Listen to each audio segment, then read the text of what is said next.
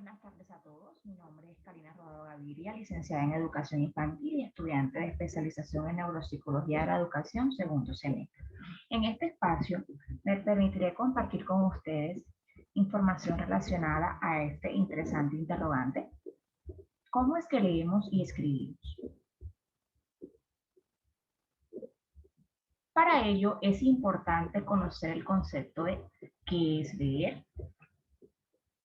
Aprender a leer se constituye un importante reto para los preescolares en cuanto que no solo requiere de un despliegue de habilidades por sí mismo, sino que supone la suma de diversos factores que pueden determinar el futuro de nuevos lectores.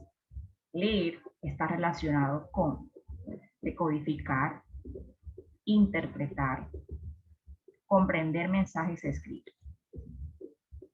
Según Márquez y de la Osa 2003, se traduce en resultados personales, sociales y económicos significativos en nuestra cultura.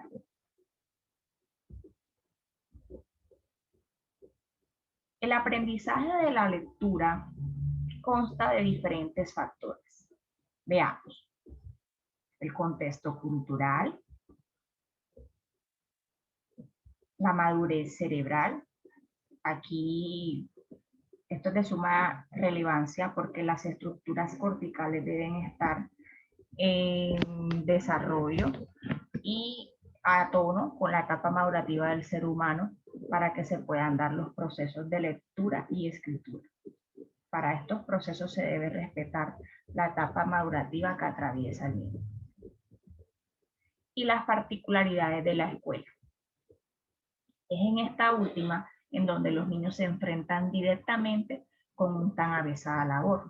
La escuela permite la transición de la oralidad a la construcción expresiva del lenguaje, la decodificación y codificación de signos y símbolos, y por último, la construcción de significado.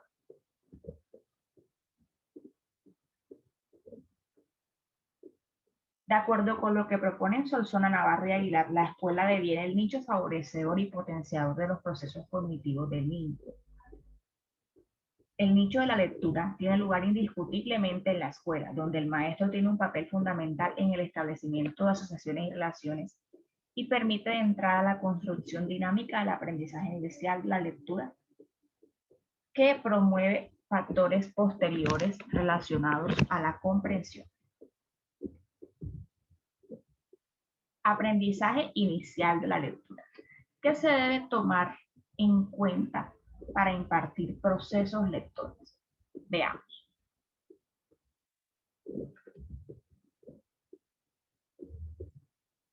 La conciencia fonológica es uno de los criterios que se debe tomar en cuenta al momento de abordar procesos de lectura y escritura.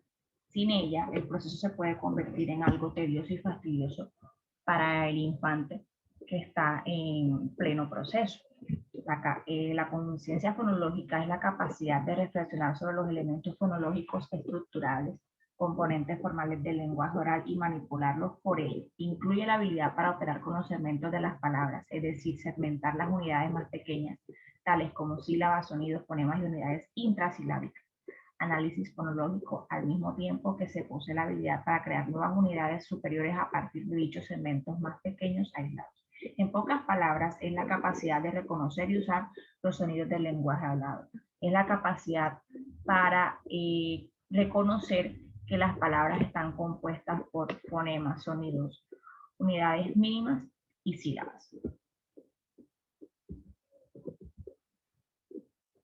La conciencia fonológica se caracteriza de la siguiente manera y se puede desarrollar atendiendo a estas actividades que veremos a continuación. La detección de rimas, identificación de sílabas, igualación de sonidos iguales, conteo de fonemas,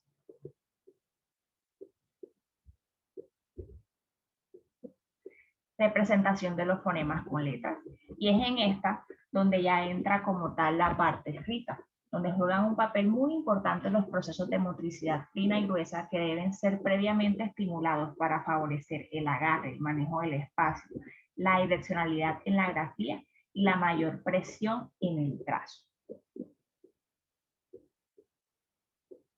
Entonces, se puede entender la conciencia fonológica como aquella conciencia que llega a tener cada persona sobre su propia lengua, que discrimina reflexivamente los patrones de correspondencia entre letra y sonido, los cuales están implícitos en el proceso de lectura y escritura, que además incluyen el análisis grafémico, la asignación y el ensamblaje de fonemas, como lo describe Cuetos 2011. Entonces, para iniciar los procesos de lectura y escritura en los pequeños es importante arrancar estimulando todos los factores que intervienen en la conciencia fonológica, que ya los vimos anteriormente, con ejemplos previamente adecuados para las actividades en los preescolares. Ahora vamos a conocer habilidades anexas a la conciencia fonológica que se deben trabajar de manera simultánea a los criterios que esta contiene. Primero, correspondencia fonema-grafema. Segundo, actividades de percepción visual y auditiva.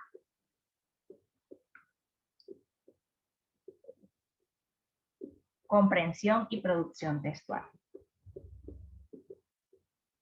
Atención y motricidad. Segmentación de sílabas. Discriminación auditiva. Los procesos de lectura y escritura van de lo más simple a lo más complejo. Vamos conociendo las estructuras más pequeñas hasta la palabra completa. Pero para ese proceso se debe interiorizar y desarrollar en el niño todos los criterios que ya hemos visto.